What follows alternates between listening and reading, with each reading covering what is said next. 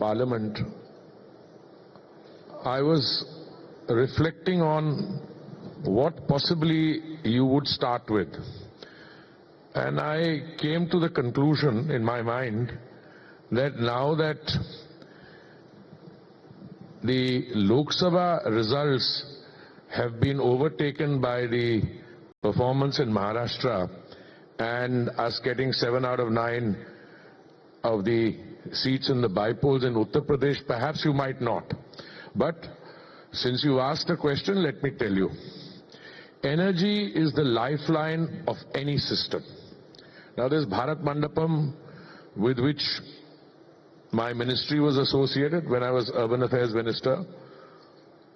It's a world-class building along with the Ashok Bhumi. I think these constitute world-class facilities for events like this. But you brought some energy by putting all this on the walls.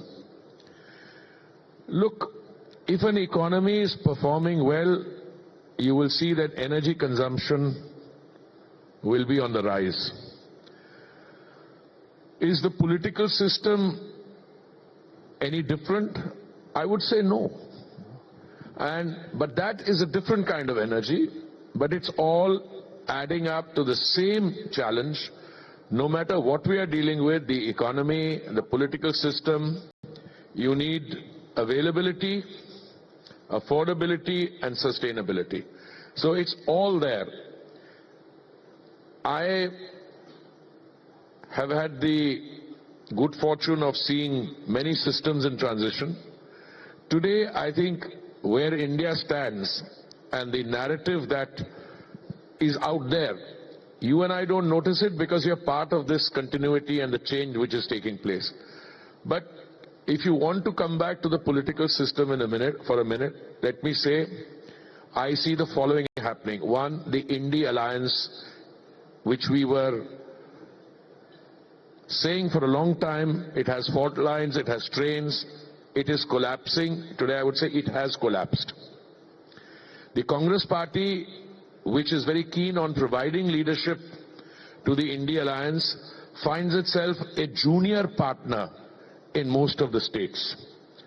And as we go forward, there are not only other claimants for leadership of the Indie Alliance, but I think more than that, the alliance will be put to test in terms of its internal cohesiveness, but more than that, Navika ji, I think wherever a kind of electoral situation that develops like in Haryana or Maharashtra, they will find it very difficult to move forward. Why? Because the Bharatiya Janata Party, even if you look at the original Lok Sabha results, I remember clearly that the vote percentage had just marginally declined. But they lost a lot of seats because of the peculiar ground dynamics. Today, I find that the core vote of the Bharatiya Janata Party is not only steady but growing. And whenever you have contests of this kind developing, you will see clean sweeps by the BJP. Well, clearly, the recent performance, a third-time victory at the centre, a third-time victory in Haryana, a third-time victory in Maharashtra, clearly put you in a situation where nobody can contradict or question the positions you take. No, the contradiction they will try. You see, if you fail at something, if you fail in an examination, you will blame the examiner for sending you questions which are out of the syllabus. If you fail in an election, then in the seats that you win, you will say, okay, that was my good performance, but the seats you lose, you blame something called an EVM. So they will go on. But you know, I was sitting through Parliament today listening to the discussion. I shouldn't say what I'm going to say there. But they were the demanders. What is it that they're trying to say? Today, all over the country, you know, there was an old Hegelian saying, genius lies in identifying yourself with a principle. What is it that the Congress Party wants to identify? What do they stand for? If it is, at the end of the day, caste census or something like that, let them spell it out. Mr. Hardeep Puri, I also am speaking to you at a time when geopolitics across the world is in a state of tumult. Look at the Middle East, look at Central Asia. After, Ukraine, Russia, and we spoke at that time how India navigated through those waters. Now we have Syria going that road again. How is this going to impact our dependence that exists on fossil fuels and our strategy on how to handle this? First, in terms of our dependence on fossil fuel, I'm very happy with the words you use, dependence on. We are today 85% dependent on crude oil imports and roughly about 50% dependent on natural gas for imports. We also import LPG, but that's separate. The good news is that there is no shortage of energy in the world. That in spite of all the turbulence, etc., more and more energy is coming onto the market. There is a lot of energy, Navikaji, which is coming from the Western Hemisphere. I mean, Brazil, Guyana, Canada, United States. United States produces 13 million barrels a day, and even before the celebration of democracy there, I had anticipated they'll put another 1 million barrels a day there, and it's coming. Suriname. Middle East, many of the OPEC Plus are cutting back on production, they say temporarily. But in spite of all those actions, there's more than enough crude oil available in the world.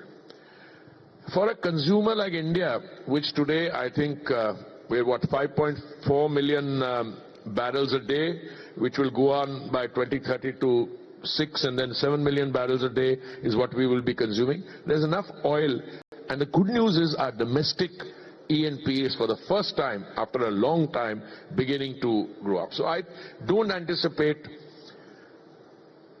issues of availability. That's the first part of the trilemma. When it comes to affordability, yes, if there is really an outbreak of hostilities, like if some major trade routes and shipping routes get blocked, then the seaborne commerce would have to come by a more circuitous route. Freight rates would go up, insurance rates would go up. I don't see that happening. I think everyone involved has a stake in peace, and I think it's in everybody's interest to ensure that whatever leveraging you can do, you do it. I'm not in the business of making forecasts, but if you were in that business, there are a lot of people saying that the conflict in Ukraine and Russia, give it another 2-3 months and maybe you'll find solutions. Even in the Middle East, I see welcome signs of people willing to talk, etc. But as I said, we will be able to navigate. The government of the Prime Minister, led by Prime Minister Modi, has demonstrated its ability to navigate through crisis, not once but on several occasions, and I'm more than confident we can do so going forward. But I think the situation will get better, not worse. Let me also ask you, green energy solutions. How much progress have we made in that direction? And are we looking at any substantial reduction in our dependence on fossil fuels at this stage, given the fact that every other day we see some electric vehicles coming in, some technology changing in various parts? Is there a time frame to when this will impact significantly our dependence? No, that's a absolutely brilliant question, but I think in order to ease our understanding, we'd have to put a timeline on it. The transition is not a switch which you can put on and off. You have to establish fairly expensive infrastructure also to make the transition. Going forward, let's say by the time we are a 100-year-old country, as an independent country, we're a 7,000-year-old civilization, but I see our dependence on traditional fossil fuel coming down considerably. It would be around 30% or so. On wind, solar, green will go up, and you will have a mix. Now what I'm saying might startle you in the sense that for the next 20 years, we will need fossil fuels. But that's not my position. A few years ago, all the do-gooders got the best of the argument and said, switch off fossil fuels totally. It can't be done. So today what we make sure is that you are increasing. So I think the test lies in what we are achieving on the green front. And there my submission to you is, ethanol, we have gone from 1.4% blending in 2014. We wanted a target of 10% by 2022 November. We did it 5 months in advance. We have a target of 20% by 2030. We're going to do it by next year, by 2025. We brought that forward. Compressed biogas, we are moving forward. There are, I think, 80 plants under commissioning. There are 70 there already. Again, we have a long distance to go. CNG, we are doing very well. The idea is to take the importance of gas, natural gas, in our energy mix from 6% to 15%. We are beginning to move, but we still need to get there, and I think that is work in progress. We need to do more on that. But I think green hydrogen is where the real success will come. If you talk to people, I saw a statement by a very major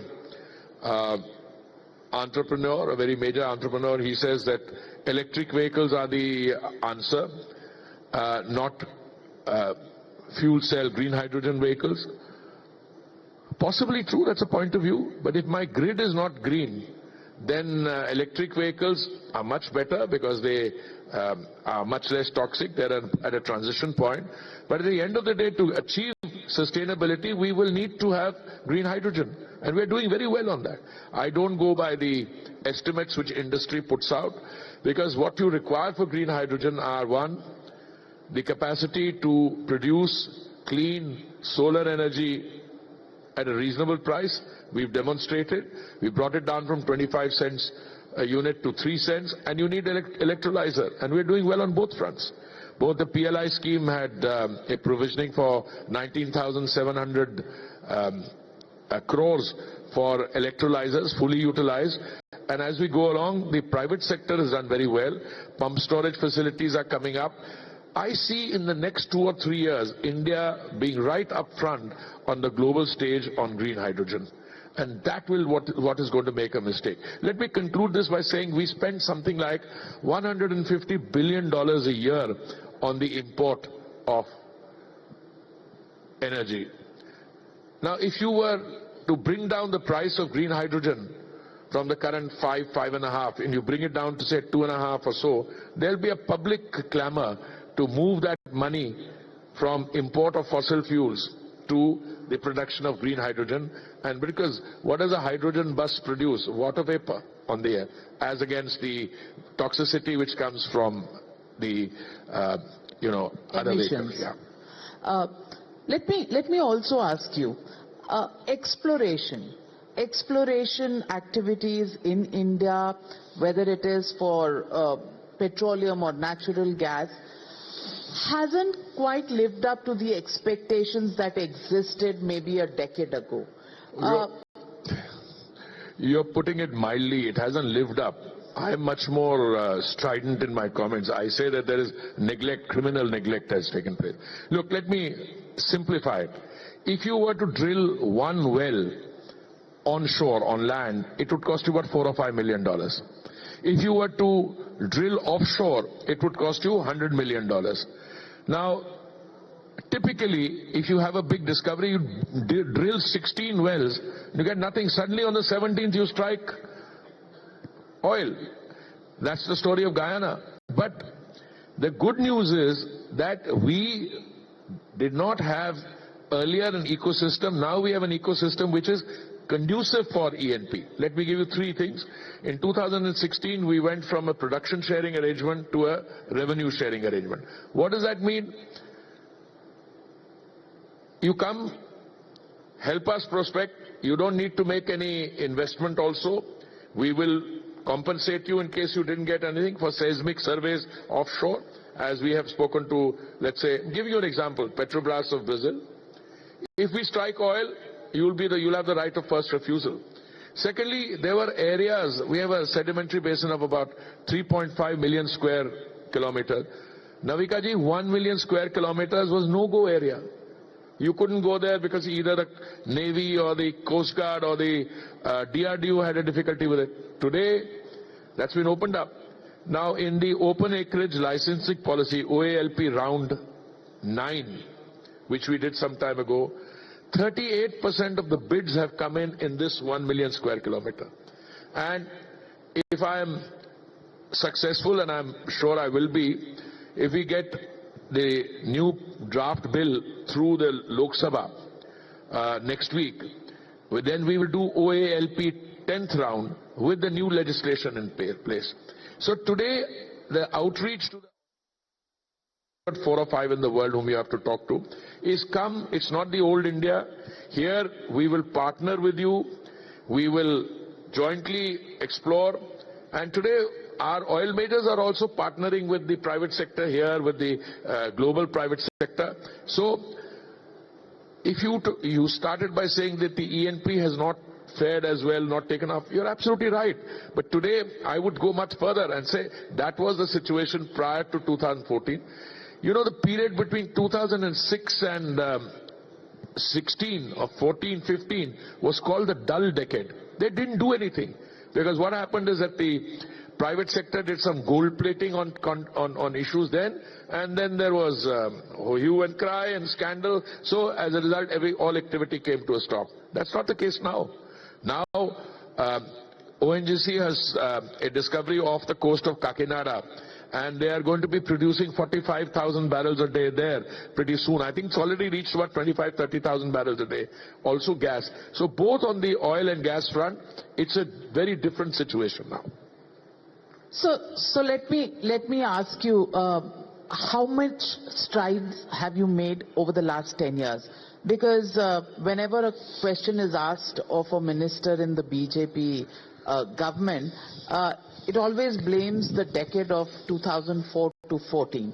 I want to ask you, in quantitative terms, where were we in 2014 in terms of new exploration activities that were happening, and where are we now? What is the additional investment that you've got? No, it's a very simple thing.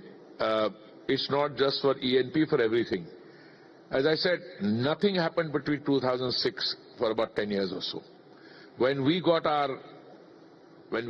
Modi ji formed the government and the reforms really started in all the sectors by June 2015, they came in there. In 2016, we went from production sharing to revenue sharing, okay? And all the other actions which have taken place. Earlier, there were people here, they pulled out.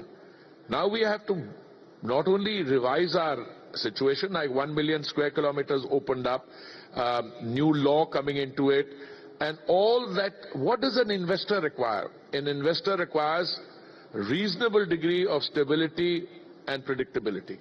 That's not that you call him here, they make an investment, they find oil and they'll say, this is my sovereign right, I take it over. I have a lot of difficulty with some states just now. ONGC struck oil in Ashoknagar in West Bengal. And I think when they struck this oil in 2018 or so, it was one well and the area was about 4 square kilometers. What's called a petroleum mining lease has still not been forthcoming from the state government.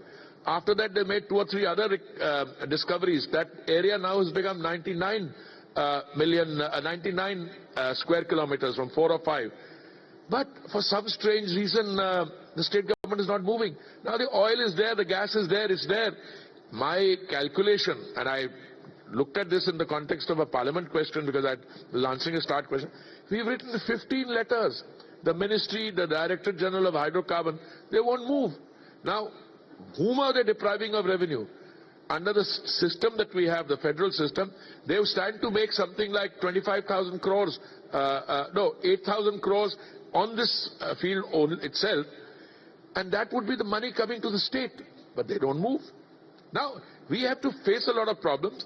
I think overall in the country, the realization that this is a resource which you will be dependent on and from which you can get revenue is there. Some states are notably slow.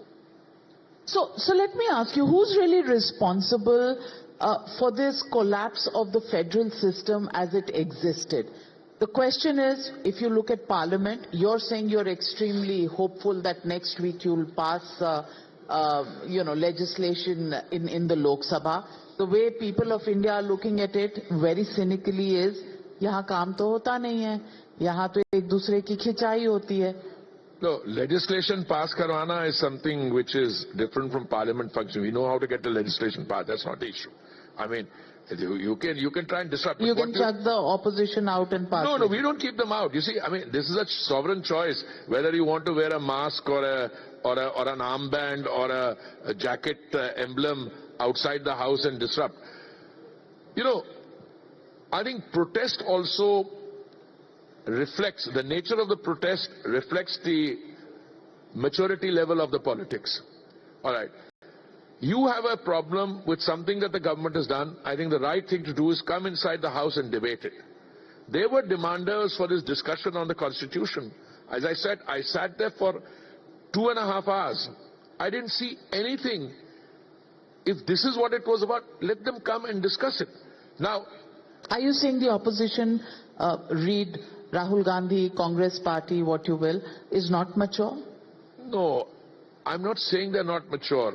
I would say that, let me phrase it carefully, that maturity has been in the works for a while, and I haven't seen it yet. Now, if you need to protest against... You're talking about Mr. Kharge or Mr. Rahul Gandhi, please specify. I don't take names individually. If I make a statement and they think the size of the cap fits them, they're happy to wear it, whoever wants to wear it. I am basically of the opinion that when you go back to your electorate, today I heard somebody make a comment, bhai ye ho gaya, wo ho gaya. And I think one of my colleagues, I was sitting in the Lok Sabha, said, bhai, kuch to hua hai na, third time we have come back.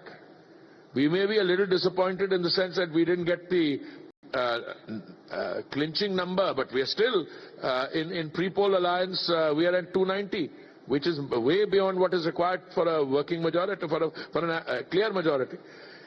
I think that some of the goalposts that they have are getting mixed up. And unless they sit down and rework their sums, as I said, people will ask, what does the Congress party stand for? I have yet to come across an issue on which they are very serious. It's a shoot and scoot policy. One day they will take up one issue, the other day they will take up another issue. When it came to a discussion on resources from the center to the state, there is a way about going about it. There are funds that the central government places at your disposal for use. But by doing halla in parliament, come and talk about it. But everything they do can't be wrong, and everything that you do can't be right. There has to be a midway somewhere. That was never my case, that everything we do is right. I think we are a political party which over a period of time has grown because it has the ability to introspect. We look at our own performances, and UP and Maharashtra is a case in point, or Haryana. I mean, I remember interacting with you and saying what happened. I always saw these elections differently, Haryana in particular. I said wherever we have development to show, and the central government, whether it's a Pradhan Mantri Awas Yojana, it has a big impact even in a place like Maharashtra. Big impact all these schemes have even in the smaller states. So we will project good governance as good politics, delivery of goods and services, and they will project what I call the mantra of freebies. I'm not saying that freebies up to a point. After all, during the pandemic, we also handed out 3 meals of dry ration in a day, which is continuing. But that cannot be the sum total of the political message you're taking to people. Batenge to katenge. Is that really development politics that you are doing? You can, vote jihad, dharam yudh, are these points of development politics? You're picking up one slogan here and there, and therefore I have a long list of slogans. I think you're better served by... Tell me one slogan that you remember, as everybody remembers, batenge to katenge. No, batenge to katenge. Development wala slogan. No, the issue is you take the slogan in a particular way. Where did this negative narrative come from? I remember even in 2014, later, etc. What kind of language was being used against a democratically elected prime minister? What is it that they're trying to do today? They're trying to take around and take somebody's image and add it to that. Is that mature politics? You're looking for a piece of evidence somewhere in some court in some foreign country, makes a statement, and they come into the house, let's have a discussion. And today, as I said, this discussion is going to be on tomorrow also. It's probably not appropriate for me to give you my comments on what is said in Parliament. That's not. I'm talking about the overall direction and maturity. There are going to be elections in other states. There are fundamental changes taking place in the country. I mean, Article 370, reservation for, women. We're going from women-centered development to women-led development. One nation, one poll. There's some fundamental changes taking place. The opposition, instead of participating in the debate, it's a know this, know that. So the one nation, one poll decision taken in the cabinet yesterday, will it be a bill brought into Parliament? That's not for me. That's, if you had Kiran here, maybe you could rightfully ask that question. I will not speculate on that. But the fact that the cabinet took the decision yesterday means that the next stage would be prepared. Timing, etc. They will decide. Let me also ask you, we are a nation right now, before one nation, one election becomes a reality.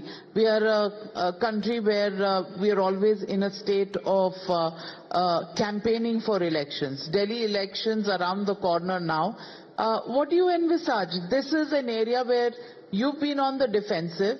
The BJP has not won an election in Delhi for the last, 30 years? What do you expect? We'll win this time. And we'll win decisively. Many people are saying this will end your winning streak. I don't want to ask you whom will you vote for. I mean, with this kind of neglect of basic amenities, you look at the level of pollution in the river, the air pollution, etc., etc. And each one of them, the Aam Aadmi metamorphed from wearing a muffler, sitting in what is it called, a wagon R car, and he's moved into Sheesh Mahal. That's a transformation on of the man. Secondly, each one of them has been involved in some, I don't want to get into Sharab ka Gotala, I'm not getting into it. But is that the image of the governing group in Delhi? I think there is a severe credibility crisis. And the fact that it's a severe credibility crisis comes out from the fact that out of the 20 candidates that they named in the last list, Navika ji, 13 were imported. So आप भी imports तो बहुत करते हो, fossil fuels के भी, candidates के भी. नहीं, देखिए, डेमोक्रेसी में आप पटपरगंज में रहना चाहेंगे या जीके में रहना चाहेंगे, you can move your residence to wherever you want, and why should you be? पर दूसरों के imports पे फिर आपको कहना भी नहीं चाहिए, क्योंकि आप भी बहुत import करते हो. मेरे को कोई आपत्ति नहीं है. They must import, खास करके अपने candidates नहीं हो, but it just shows that they are trying to beat the anti-incumbency by changing the face of the candidate. It's a limited point I'm making. Limited. It's not our situation. Our situation is we've grown. Kailash Gehlot आपने भी तो import किया है. नहीं, हमने भाई, we are the largest political party in India. हमारे यहाँ आप आना चाहेंगे, आप कहेंगे कि मेरा my commitment to the development process, I think I can fulfil that only by being part of the BJP. कुछ आते हैं, कुछ चले भी जाते हैं. भाई, ये राजनीति में चलेगा. This is part of good democratic politics. पर आप इतनी अच्छी पॉलिटिक्स करते हैं तो नए लोगों को सामने लाना चाहिए. आपकी पार्टी, बहुत से इंसाइडर्स कहते हैं कि आधी इस पार्टी की है, आधी उस पार्टी की है. ये party with the difference different party से बनी है. देखिए, कौन क्या कहता है एटसेट्रा, ये एनेक्डोटल, इससे we will not be able to get very far. मैं आपको दो चीजें कहना चाहता हूं, विच आई से with degree of conviction.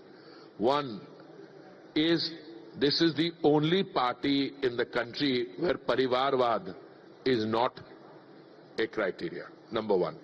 I was sitting in Parliament today looking across the political spectrum, and believe me, that is Parivarvad. Okay. I'm not saying you have 3 members of a family, each can be in the Parliament because they are brilliant in their own right. I have no issue with that. You have another member, like चाचा का बेटा है, खुद हो, अपनी पत्नी जी हैं, I don't mind all that. But where is it ultimately? Have you ever come across a BJP unit where whose son you are or etc. You take our top leadership. Take the top leadership.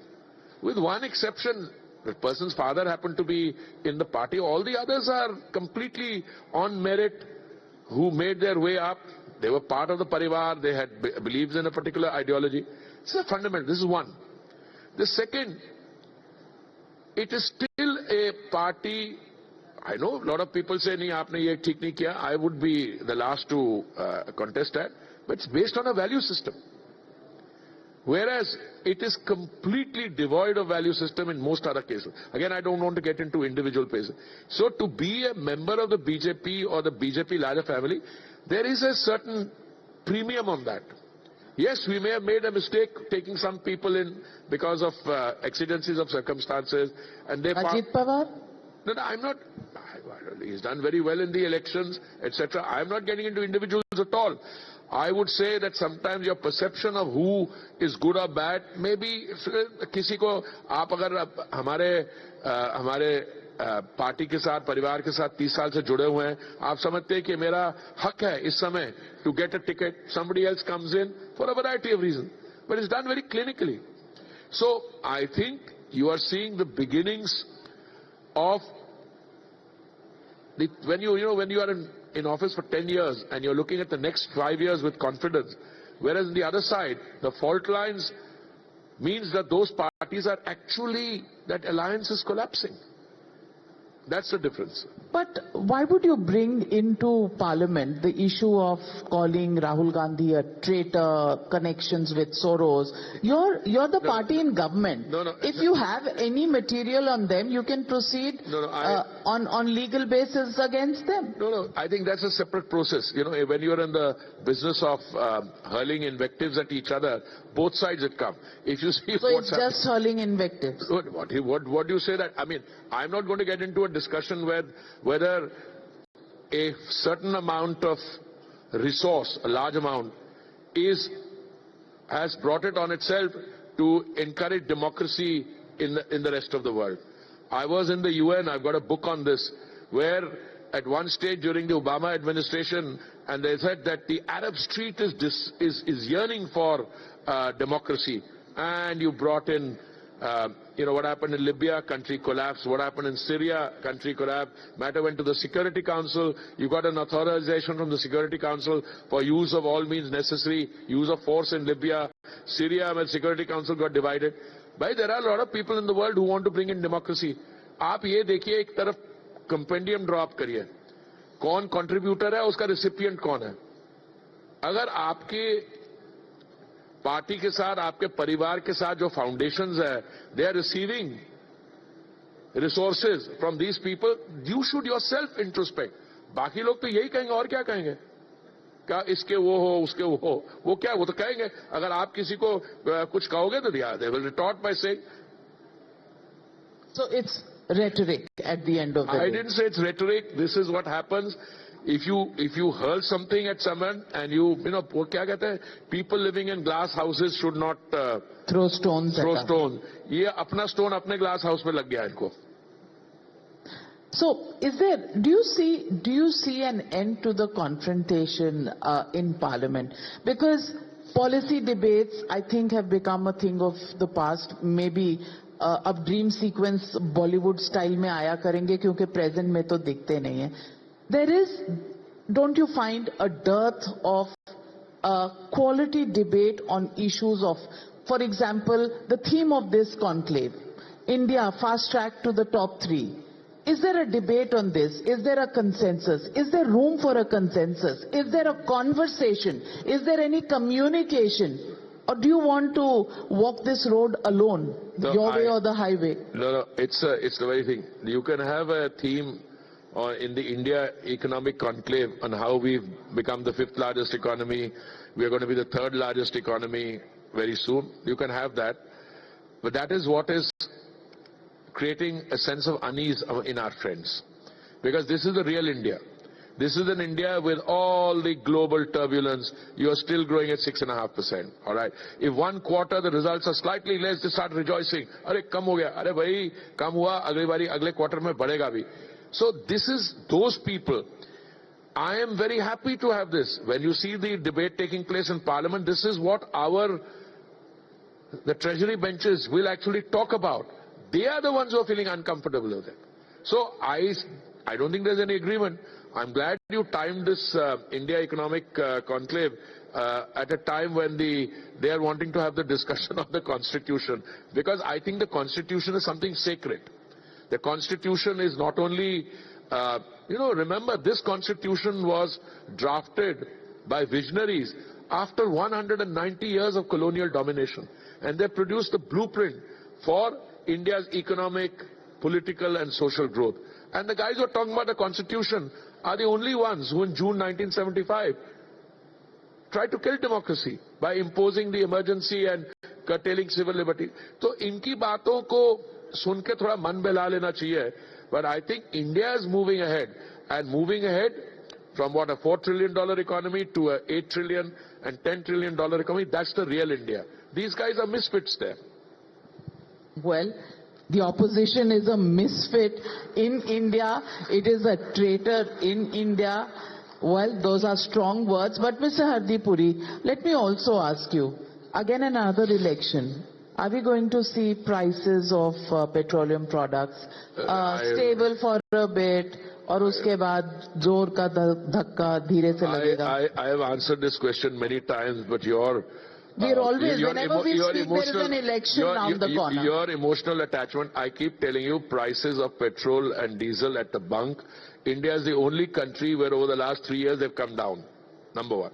Number two, the price level has nothing to do with an election in India.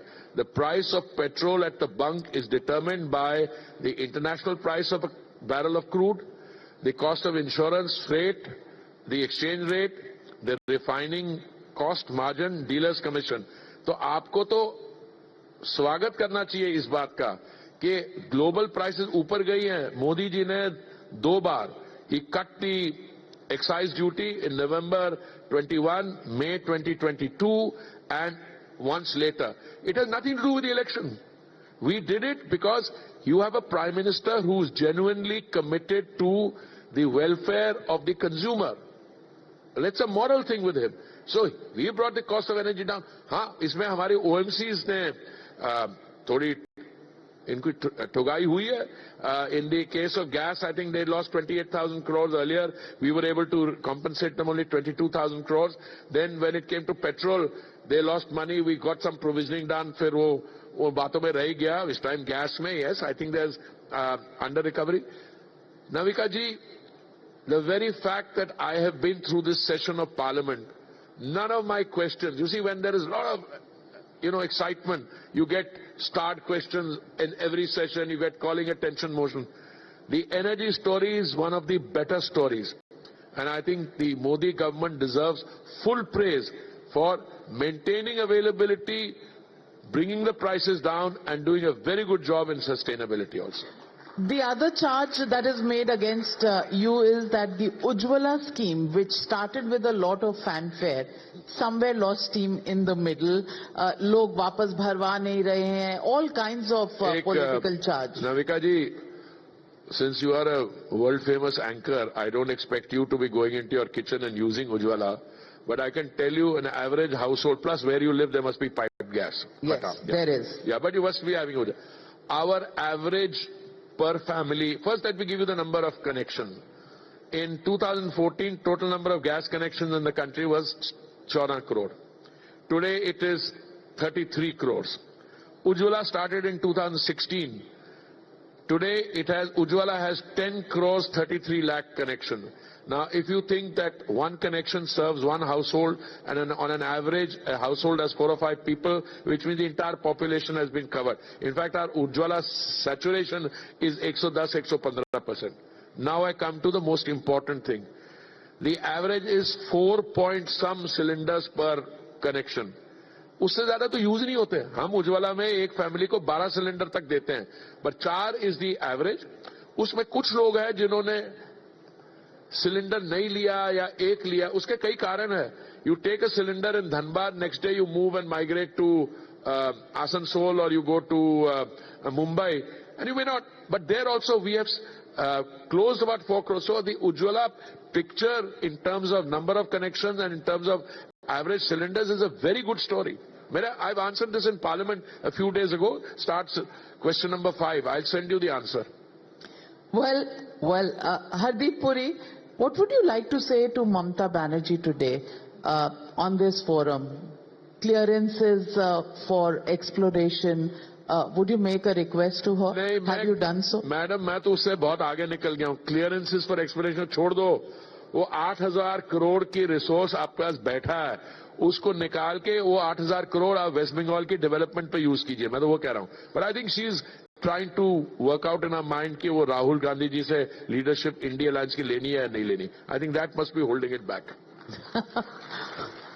And what would be your message to Priyanka Gandhi Vadra, who's debuted in Lok Sabha today with her maiden speech?